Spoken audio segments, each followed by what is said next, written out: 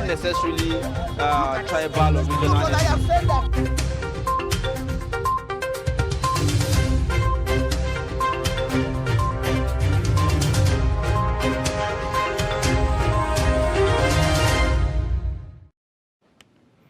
All right, thank you for staying with us. And if you're just joining, you're watching Daybreak. This is the time we take a look at the dailies on Daybreak. We take a look at the Daily Trust first.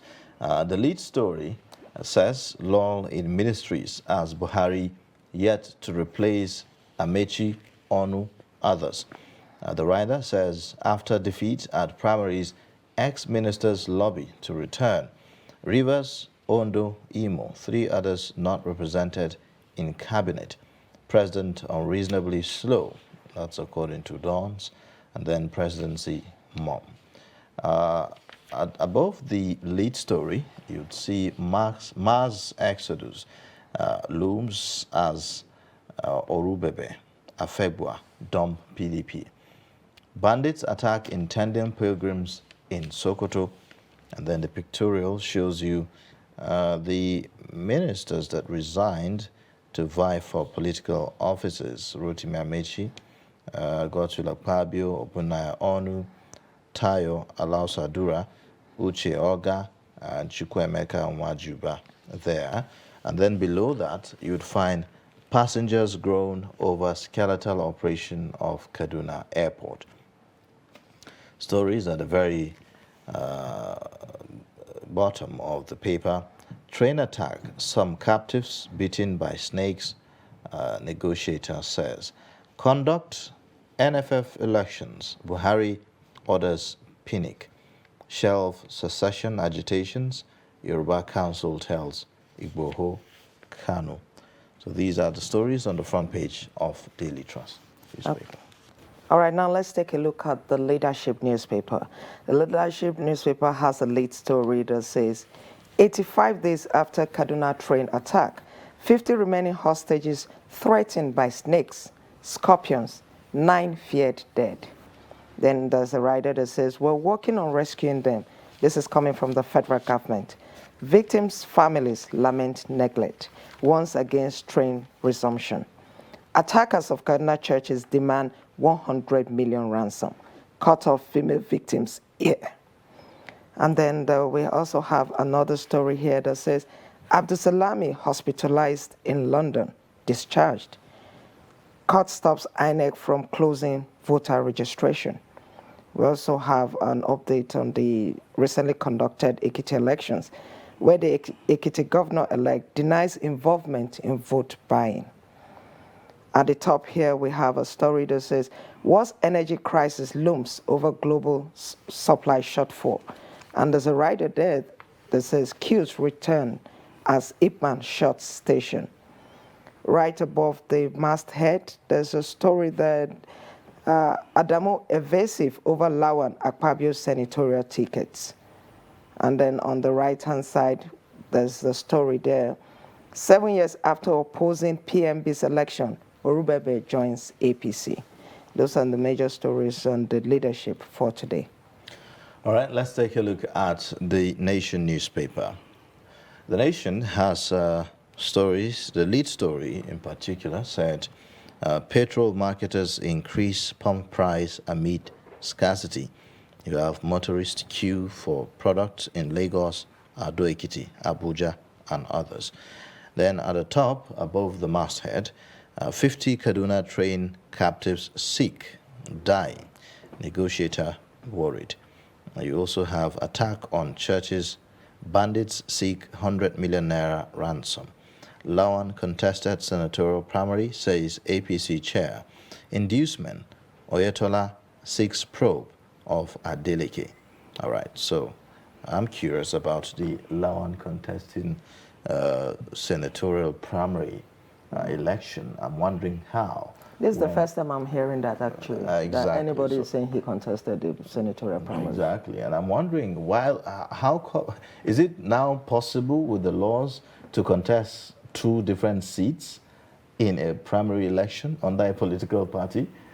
Well, we would get to know all of that. Now, before we take a look at more papers. Let's get perspectives on some of these stories. We told you earlier that we have our guest reviewer, Zainab Okinu, who is the chairperson, editorial board of the Blueprint newspaper. Thank you so much again for joining. Thank you for having me. Now, I mean, some of the stories that we are seeing this morning, the one about Lawan contesting primary, let's start with that. How does that come to you? Like, is there something we do not know? Oh, or are we not in Nigeria? Or do they have their own Nigeria? We all saw how he went to contest for the presidential election and lost. While he was doing that, the other guy was contesting for the governorship in Senate in the state. So how come he was now part of that contest? But I think what the APC is just trying to show is that we might all be members of this party, but some people are more important than others. As they say, all animals are equal, but some are more equal than others. But that will run foul of the law, isn't it? Well, I'm waiting to see how it will pan out, because the other guy did not, what's his name? Machina. He has not given up. And he said he never ceded that position. And this thing is not done by words of mouth. It has to be written down that I've given up this position to so person. So in their own case, the guy has not given up. He's still very much in the race. So I think that in the end, going to make things easy for him, because if they allow Lawan to contest, he might just waste his money.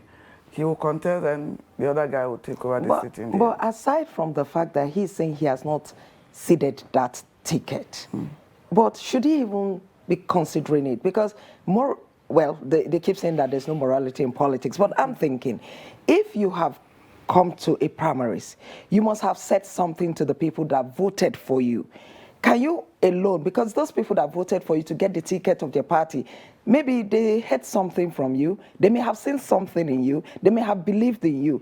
Is it okay for you now to independently, alone, now cede that ticket that came to you through the trust of a certain group of people? Can you alone just decide to say, no, I'm ceding it? You know, the Nigerian political system is toxic, if I may use that word. And governors, over time, they have grip on the parties. And they do this. They go to contest. You know, it has just happened now, because the governor of Bauchi State did the same thing. But while the governors are so powerful and they can easily put their stooge there to sit in for them temporarily, unfortunately, the case of Senate president is a bit... It's a bit different. It's different. It's different, and it didn't work the way he wanted it to work.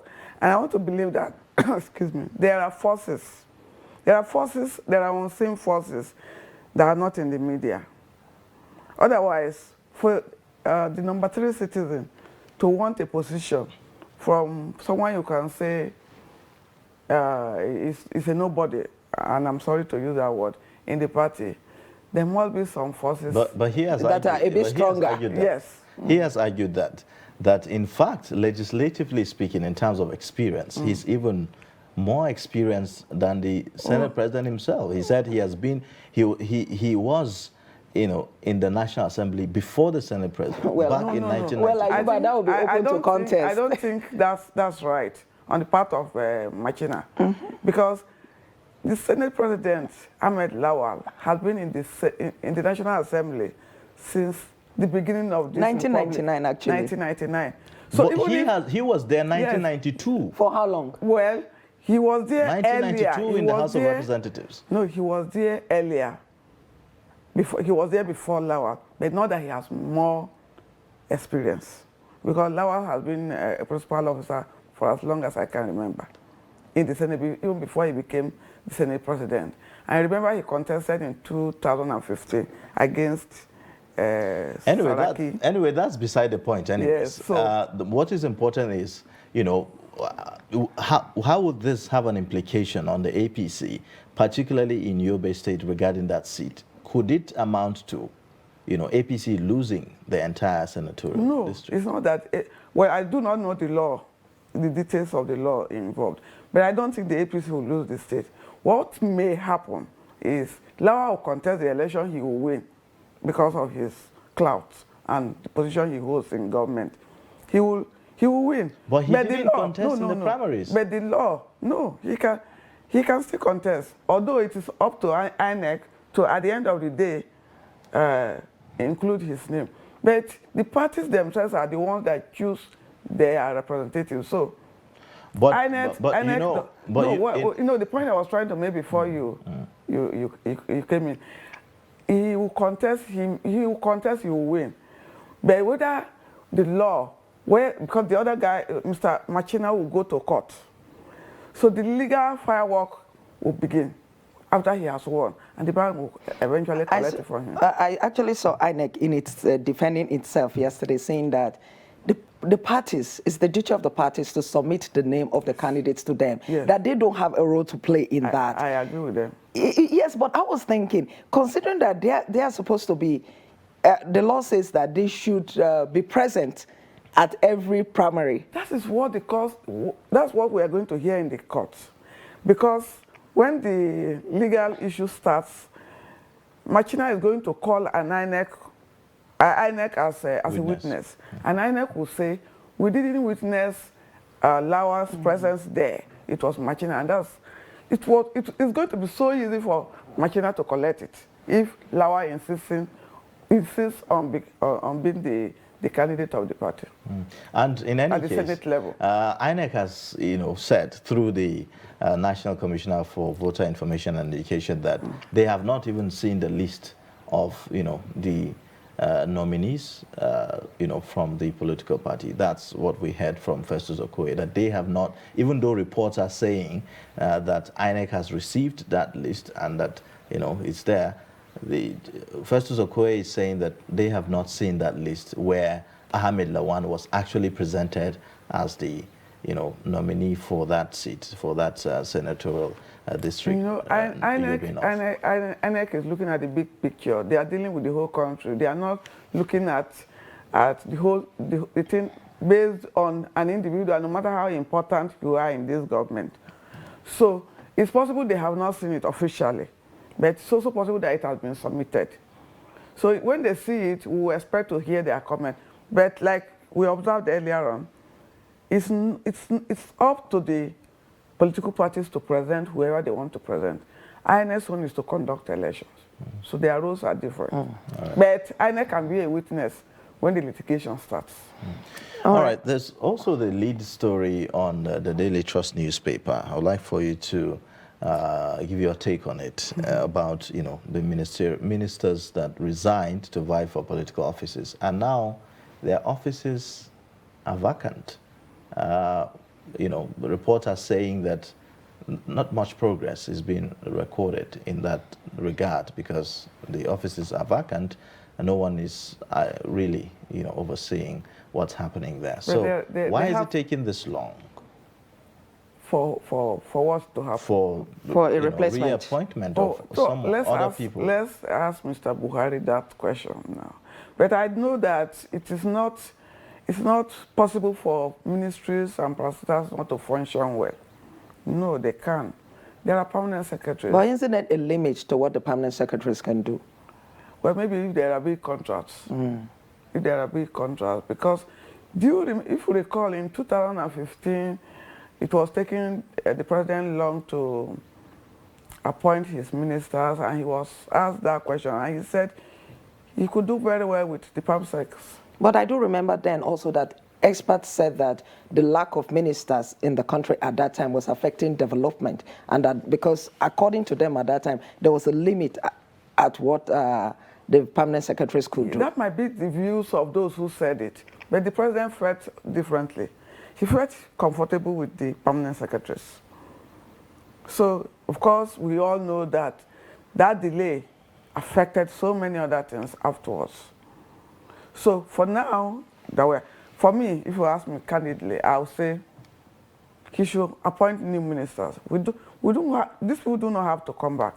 But whichever one he decides to do, because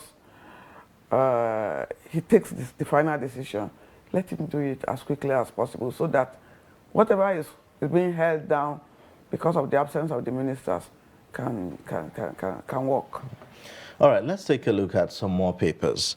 Again, we have the Guardian newspaper as well, like we looked at earlier. It says, the lead story says, despite 4 trillion naira subsidy, empty depots trigger new charges, petrol scarcity. You also have over 21 million Nigerians fully vaccinated against COVID-19, says federal government. The pictorial there shows you the long field queues in the federal capital. No, not in the FCT, that's in Lagos, rather. And then you also have the massive turnout for the PVC registration at the old parade ground yesterday in Abuja. These are some of the stories. And then you have Wike's threat to prosecutor Mechi, ploy to divert attention, says APC chief.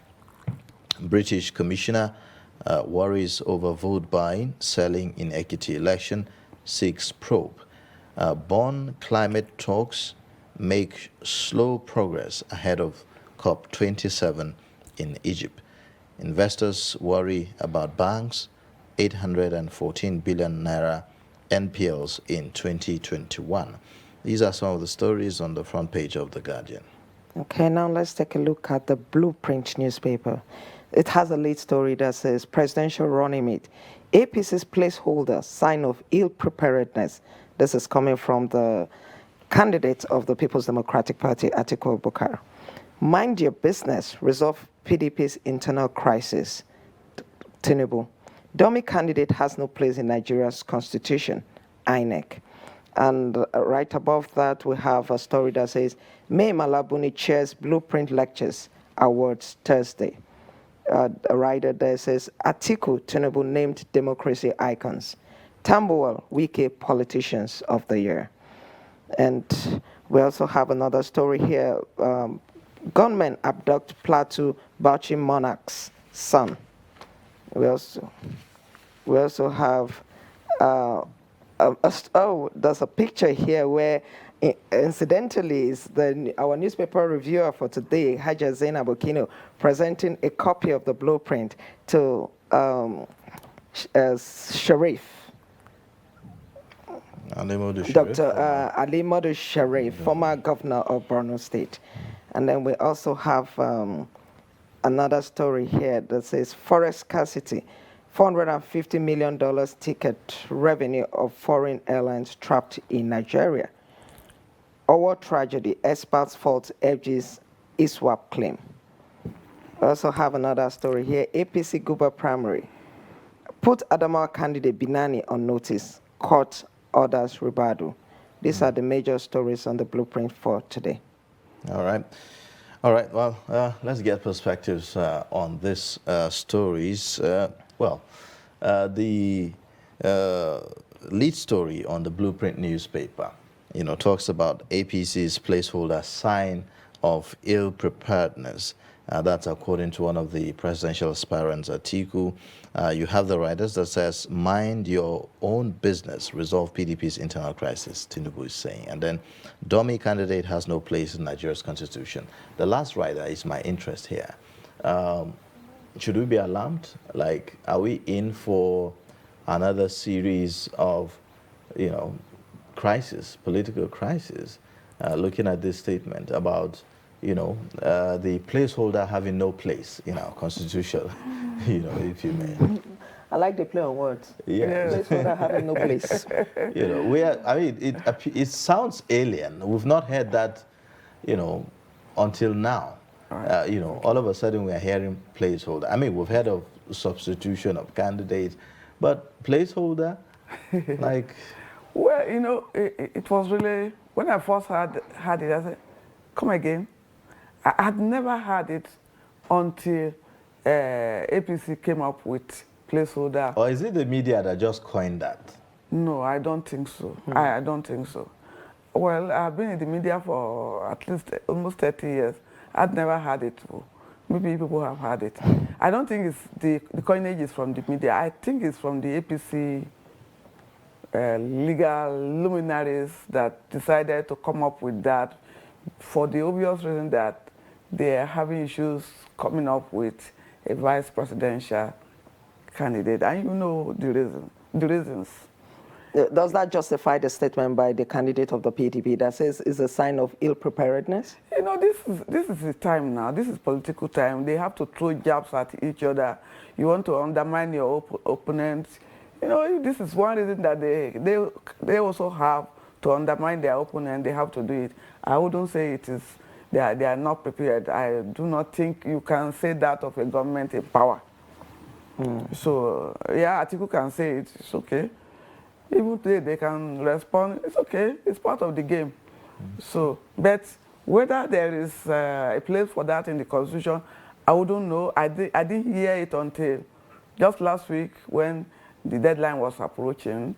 And I do not also want to believe that APC will take that gamble if there was no provision for it in our law. Laws. I mean, APC is not even the only one doing this. Oh, well. I mean, the Labour Party also have the same. Yeah, but APC started it.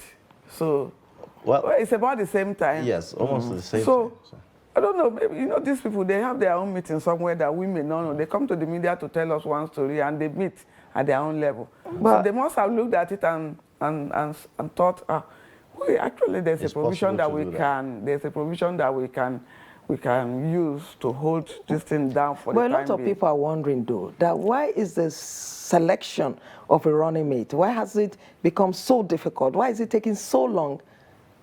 Because the Nigerian politics is peculiar. Because we need to balance everything, religion, region, it's even the secrecy, zone, you know, the secrecy. Zone. So, because but they knew that they were coming into an election. They knew that the primaries was coming, and they knew that all of these could come up. No, why they wouldn't know. All of these meetings they're having now, why didn't they have them before? No. It's not as easy as it's not as easy as writing it. You know, we are writers, so we can easily write and ask all these questions. Quite okay. But Tinubu came first, and he's a Muslim. He has to balance it ordinarily, like Atiku did. Atiku is a Muslim and he's from the north. So it was easy for him to pick a Christian from the south. Tinubu is a Muslim and he's from the south.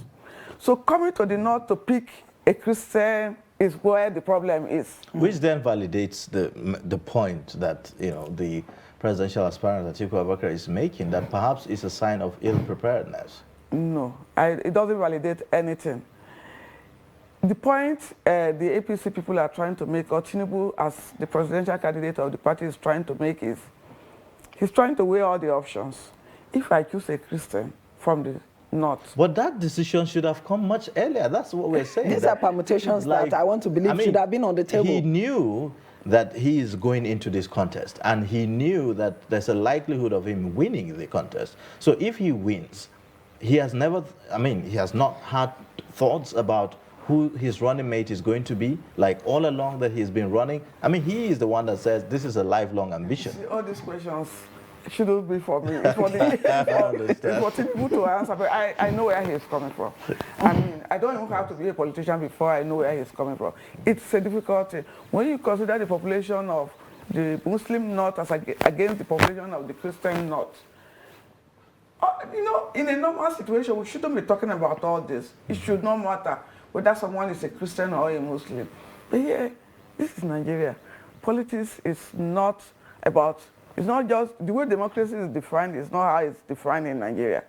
So there are other factors, variables that come into it. And those variables now that are delaying. But there's, while we're moving away from politics, I really want you to talk about this story on The Nation. Petrol marketers increase pump price amid scarcity. Then The Guardian goes further to say, despite 4 trillion subsidy, empty depots triggers new charges, petrol scarcity. Where are we going from here? In terms of scarcity? Yes, and the whole petrol problem that we have. It's such a long story. Where do we even start from? I hope you can still recall the 2012, no, 2014 protest that trailed the subsidy removal under Jonathan.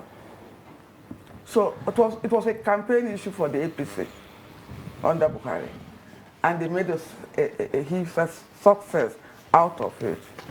Then coming to the first time that this government increased the price of fuel, if we recall, nobody said anything.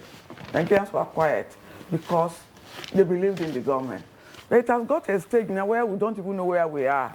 The subsidy, the government paid the last time government paid subsidy money, it was in trillions of naira to marketers or whoever they are. Yet, we do not have this fuel. But the reason why I think we do not have the petrol is because of the cost of diesel. The cost of diesel is 850 naira per liter. So, and these trucks are using diesel. So they are delivering petrol, but they are using diesel. So where do they get the difference from? That's where you are seeing all this increase. Officially, government has not announced any increase, but we know it's on its way because people would rather buy at a high cost than not even see any to buy at all. So the petroleum issue is our bane in this country. I just wish, I know it's a fossil fuel and it doesn't have a future, but in Nigeria, we don't even plan for the future. We plan for now. So I just wish we do not even have this petrol so that we can look elsewhere to get for government to function. Because everybody is depending on it to steal money. And I'm sorry to use that word without, I do not mean the government itself, I do not mean even the leaders, but we do know that there's so much scam in this system and in this petroleum subsidy thing and so much. I don't have all the details, but I know that all is not well in that industry. All right. Well, that being said, thank you so much for joining us on Daybreak and sharing your perspectives with us on the dailies on Daybreak. We do appreciate it. Thank you so much for having me. Yeah. Our guest reviewer has been Zainab Okinu, the chairperson, editorial board, Blueprint newspaper. And that's a wrap. On this segment, we'll take a short breather, and then when we come back at the top of the hour, the show will continue. Please stay with us. But in a situation where you find that look at the Not necessarily tribal or regional. I have said that